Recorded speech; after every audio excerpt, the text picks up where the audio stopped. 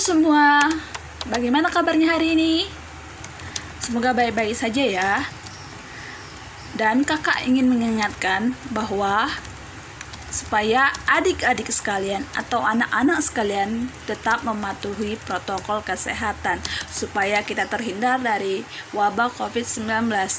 Untuk hari ini kita masuk ke materi baru mengenai Adapun materi kita hari ini yaitu mengenai teks prosedur. Teks prosedur merupakan materi kelas 11 jenjang SMA atau SMK. Di sini ada sebuah contoh mengenai teks prosedur cara membuat ikat rambut. Anak-anak sekalian, silahkan menganalisis terlebih dahulu apa itu teks prosedur. Setelah melihat contoh tersebut dan menganalisisnya, di sini kita akan membahas lebih mendalam mengenai teks prosedur. Apa itu teks prosedur? Teks prosedur adalah teks yang berisikan langkah-langkah atau tahap-tahap yang harus ditempuh untuk mencapai sebuah tujuan.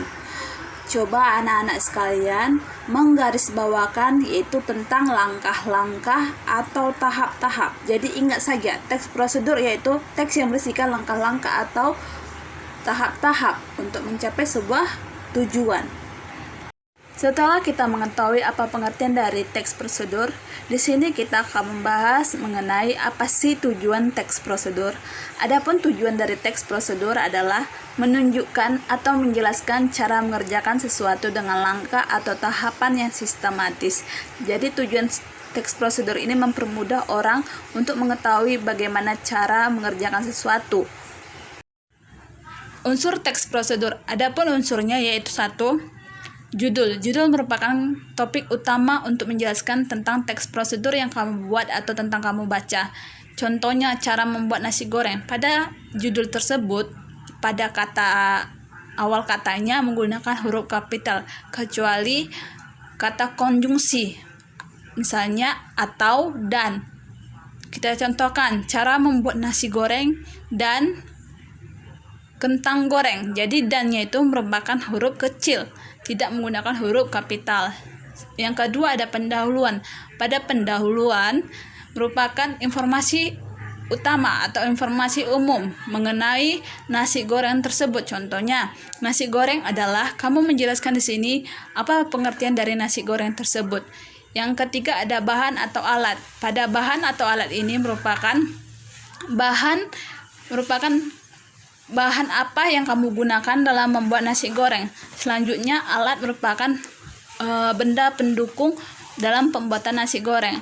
Yang selanjutnya yaitu yang keempat ada tujuan. Tujuan merupakan hal yang dicapai. Untuk apa sih kamu membuat nasi goreng tersebut? Di sini kamu menjelaskan dengan memperhatikan langkah-langkah pembuatan nasi goreng, mempermudah pembaca atau orang untuk membuat nasi goreng lebih enak. Yang selanjutnya ada yang kelima yaitu langkah-langkah. Langkah-langkah merupakan tahap-tahapan yang seperti yang saya jelaskan tadi, merupakan cara-cara membuat nasi goreng. Di sini kamu menjelaskan di bagian terakhirnya. Bisa menggunakan pertama, kedua, selanjutnya. Jadi pada awal kalimatnya itu menggunakan tahapan pertama, kedua, ketiga, atau selanjutnya, atau setelah itu. Pembahasan selanjutnya itu mengenai struktur kebahasan teks prosedur. Adapun strukturnya yaitu 1. Kalimat imperatif atau kalimat perintah. Kalimat perintah adalah kalimat yang isinya memberikan perintah untuk melakukan sesuatu. Kalimat imperatif biasa berupa perintah biasa, permintaan, ajakan, syarat, ejekan, atau larangan. Contohnya, mari kita mulai belajar kelompok kita hari ini. Tanda seru. Biasanya kalimat imperatif atau kalimat perintah ini menggunakan tanda seru pada akhir kalimat. Yang kedua yaitu kalimat deklaratif atau kalimat berita. Kalimat berita adalah kalimat yang isinya memberikan suatu informasi. Contohnya, dewasa ini internet merupakan media paling revolusioner.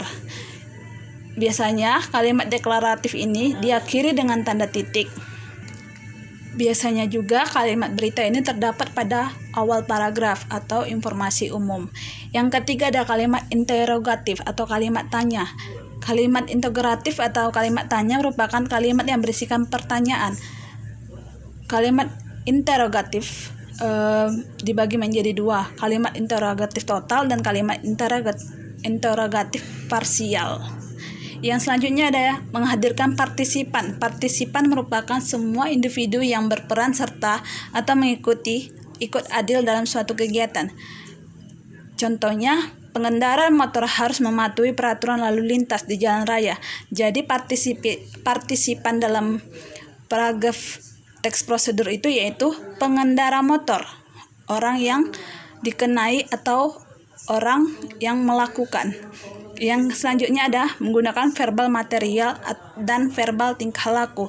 Verbal material merupakan verba yang mengacu pada tindakan fisik dalam suatu peristiwa atau kejadian. Yang kedua ada verba tingkah laku. Verba yang mengacu pada sikap yang dinyatakan dengan ungkapan, bukan sikap mental yang tidak tampak. Yang selanjutnya yaitu menggunakan konjungsi temporal. Konjungsi yaitu kata penghubung.